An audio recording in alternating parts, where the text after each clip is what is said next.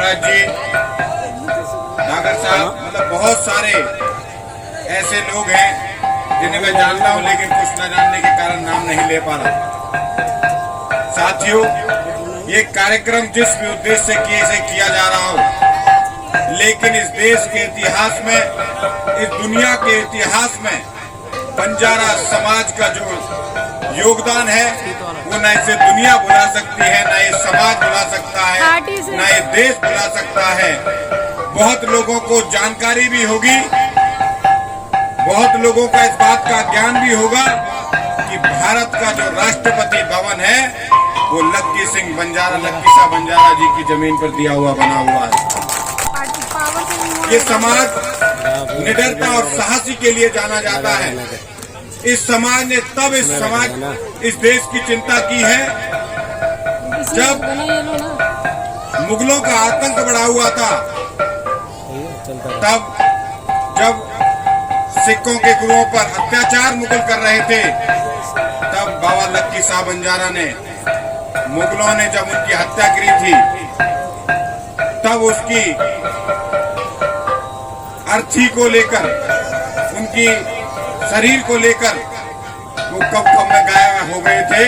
95 साल की उम्र थी लक्की साहब बंजारा जी की। ये समाज एक इस देश को जोड़ने और पुरोने का काम किया है। देश में मंदिरों का निर्माण हो, चाहे समाज के किसी भी प्रकार की जरूरत हो, उसके लिए समाज खड़ा रहा है। लेकिन पिछले दिनों में शायद ये समाज अलग अलग जगह पर अपने कुछ कामों से हो या कुछ अलग अलग परिस्थितियों के कारण ये अलग हो गया था। लेकिन ये सम्मेलन जो बंजारा एकता सम्मेलन भाई रवि के नेतृत्व में जो हो रहा है, मैं जिस भी उद्देश्य से सम्मेलन किया जा रहा है, मैं समाज के युवाओं से यह आग्रह करता हूं कि आप पढ़ लिख कर इस समाज को अपनी भूमिका दें, इस देश को अपनी भूमिका, अग्रसर जो भूमिका, जो इतिहास बंजारा समाज का रहा है, उस इतिहास को पुनर्जागृत करते हुए, वापस एकता के सूत्र में बंधते हुए पूरे हिंदू समाज को, जिस प्रकार से लक्की साहब बंजारा जी ने इसको प्रो के रखा था और मुगलों के जो आतंक से बचाया था, उस वापस उसी पर भूमिका में आप लोग आए। और जिस उद्देश्य से सम्मेलन हुआ है, उसमें ये भूमिका हमारी होनी चाहिए कि समाज को, बच्चों को पढ़ाने में और समाज के में जो वंचित व्यक्ति है, जो गरीब है, जो असहाय है, उसकी मदद इस एकता सम्मेलन के माध्यम से होनी चाहिए।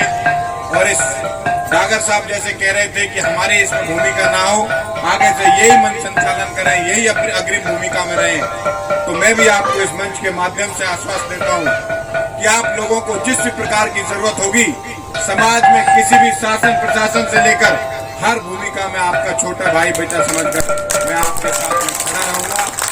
आज आपने सम्मेलन, इतनी संख्या में लोग अलग अलग कोने से आकर, कुछ बड़े भाई दिल्ली से भी आए हैं, वो सब आकर हम सब का उत्साह बढ़ाने के लिए आए हैं, सबको एकता के सूत्र में पिरोने के लिए आए हैं। मैं उनका भी इस पलवल की धरती पर, बलई की धरती पर हार्दिक अभिनंदन और स्वागत करता हूँ।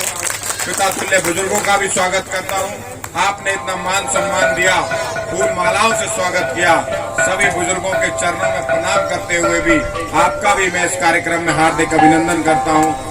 आपकी जो भूमिका बच्चों को और युवाओं को प्रेरणा और आशीर्वाद देने की है, वो आने वाली पीढ़ी को आप आशीर्वाद दीजिए, जिससे वो पीढ़ी आगे चलकर इस देश और प्रदेश में आप अग्रिम भूमिका निभा सके और इस देश में अच्छा काम कर सके। इन्हीं शुभकामनाओं के साथ मैं सम्मेलन को बहुत बहुत बधाई देता हूँ।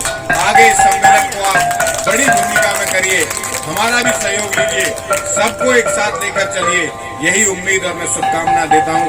आप सबका बहुत बहुत आभार, बहुत बहुत धन्यवाद। नटराज भाई का भी बहुत बहुत आभार व्यक्त करता हूँ।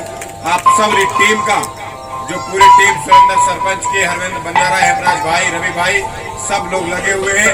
आप इसी प्रकार से लगे रहिए, कोई ना कोई आपने ये बीज बोया है, एक दिन ये जरूर वट वृक्ष बनेगा, मेरी ऐसी शुभकामना है। आपका बहुत बहुत धन्यवाद।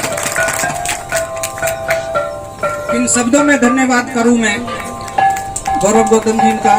बहुत ही अच्छी अच्छी बातें आपके सामने रखी हैं, बहुत ही अच्छे तरीका से आप लोगों को समझाया है, उनकी बातों पे चलने की कोशिश करें। धन्यवाद।